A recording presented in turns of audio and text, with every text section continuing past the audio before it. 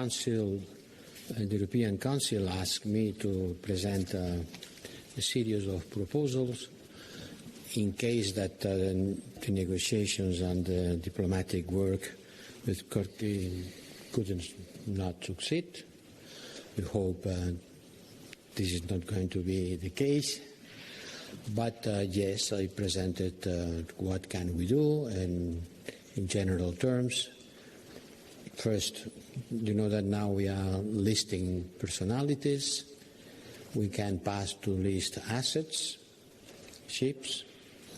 We can pass to sanctions the participation on the activities that we consider illegal. It means everything related with the working on these kind of activities, banning and prohibiting the use of European ports, European capacities, technology, supplies.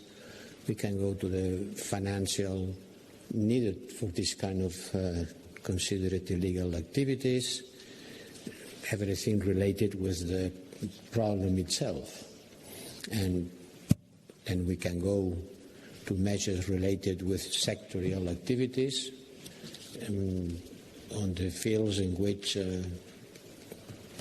Turkish economy is more related with the European economy. That's what we can do. But in general terms, the important thing is to focus on everything related with the activities that we consider illegal. By the time being, only the persons. But there are a lot of economic infrastructure, a lot of economic and financial things related with this activity. And this should be the first things to be targeted before thinking on a broader approach from a sectoral point of view.